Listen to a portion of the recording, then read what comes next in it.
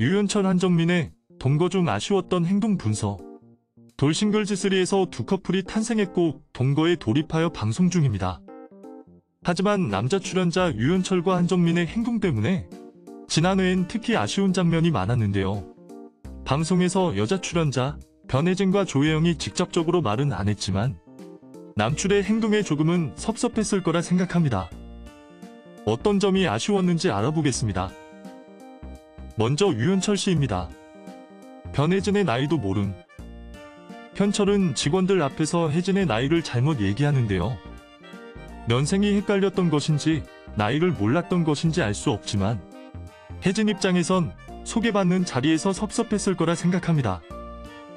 어떻게 보면 서로를 미래의 배우자란 가능성을 두고 동거를 돌입한 건데 나이도 모른다는 건 조금 충격이었습니다. 그리고 나이 잘 몰라 라고 어물쩍 넘어가는 태도가 불편했단 평가입니다. 변혜진 앞에 두고 직원들 몸매 자랑. 혜진 앞에서 현철은 직원들의 몸매가 좋다고 칭찬을 하는데요. 아무리 직원들이라고 해도 같은 여자가 느끼기엔 비교가 됐다고 혜진님은 생각할 수 있습니다. 과거 조혜영에게 첫인상에 반했고 여신이라 말한 부분과 비슷하네요. 또한 여직원들하고 바디 프로필을 찍는다는 둥 이야기를 하는 현철. 보다 못한 여직원들이 오히려 눈치를 보며 두 분이서 찍으라고 수습하려고 애쓰는 게 보였습니다. 하지만 이미 혜진은 민망하고 뻘쭘했을 것 같네요. 혜진에 대한 칭찬 부족. 사실 남의 사업장에 도시락 싸들고 찾아와서 모르는 사람들과 같이 밥 먹는 게 쉬운 일은 아닙니다. 혜진도 나름 오전에 시간 내서 요리하고 찾아와서 노력한 건데 여직원들 앞에서 혜진에게 따뜻한 말 한마디 건넸다면 어땠을까요? 아니면 나는 혜진의 이런 부분에 반했다. 이 사람의 장점은 이거다. 라고 소개해주는 멘트가 부족했습니다.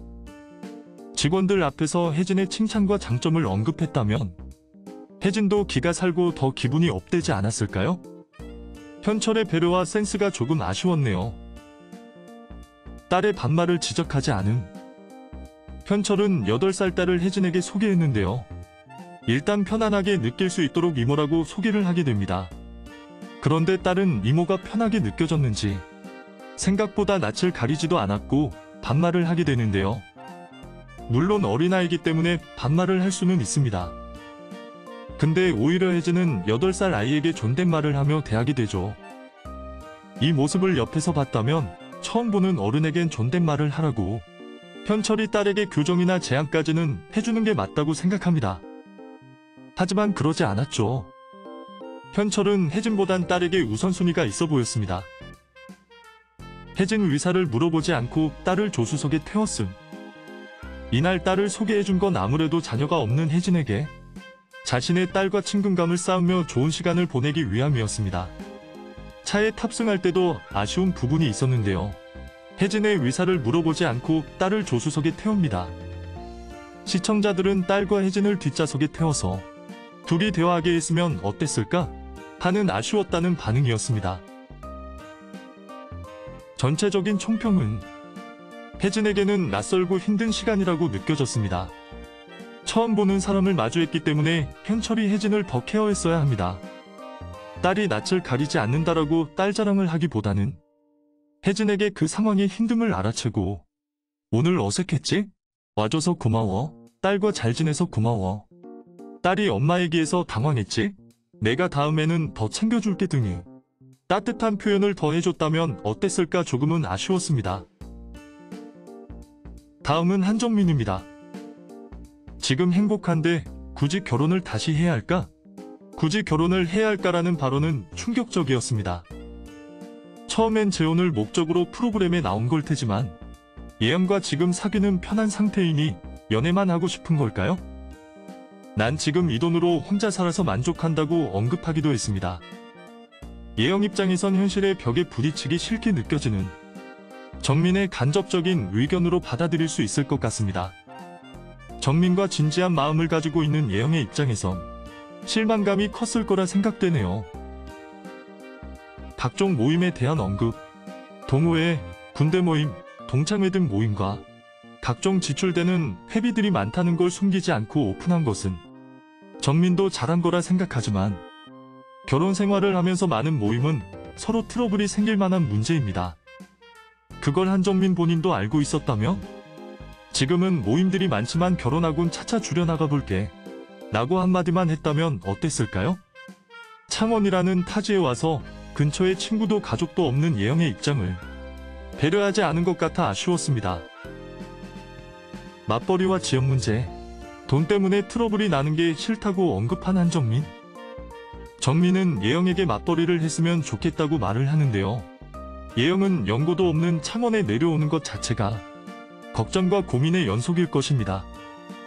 예영은 연극영화과를 나와서 배우 일을 했었고 지금은 아버지의 사업체에서 일을 하고 있습니다. 만약 예영이 창원으로 내려온다면 새로운 일을 구해야 하고 지금 나이로 재취업도 쉽지 않은 상태일 텐데 돈을 벌어야겠다는 스트레스까지 받아야 할 상황입니다. 하지만 정민은 예영의 고향인 일산으로 올라간다는 의견은 아예 없었습니다. 정민이 가족이 사는 집들의 위치를 설명하는 걸로 봐서 무조건 예영이 창원에 내려왔으면 하는 눈치였네요.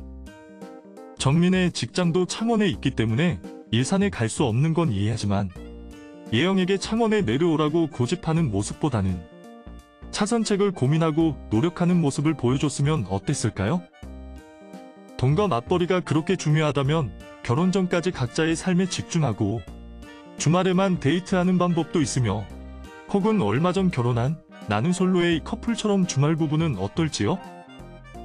또는 창원에서 할 수 있는 일을 같이 찾아보자. 내가 도와줄게.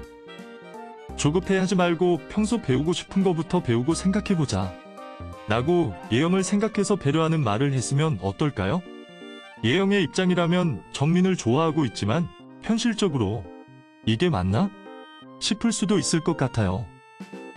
돈이라는 것 때문에 각과 을의 상황이 만들어지기도 하고 정민과 예영은 이미 한번 그런 아픔을 겪었기 때문에 현실적인 문제를 더 따져봐야 할 것 같네요. 총평으로 예영의 고민은 창원이라는 동네의 낯섦, 맞벌이를 해야 한다는 압박감, 가족과 친구들과 떨어져야 함, 아버지 회사 일을 배우는 걸 그만둬야 함 등이 예영 입장에선 리스크가 크다고 생각이 듭니다. 한정민 씨 하나 보고 창원으로 오기엔 큰 결단이 필요한 것이네요. 정민이 이런 예영의 입장을 이해해주고 서로 절충안을 만들어 가야 한다고 생각해봅니다. 재혼을 하는 입장이니 더 부담감이 클 것 같아 걱정이네요. 이런 아쉬웠던 점들은 뒤로 하고 정민, 예영, 현철, 혜진 두 커플 다 좋게 이어졌으면 좋겠습니다.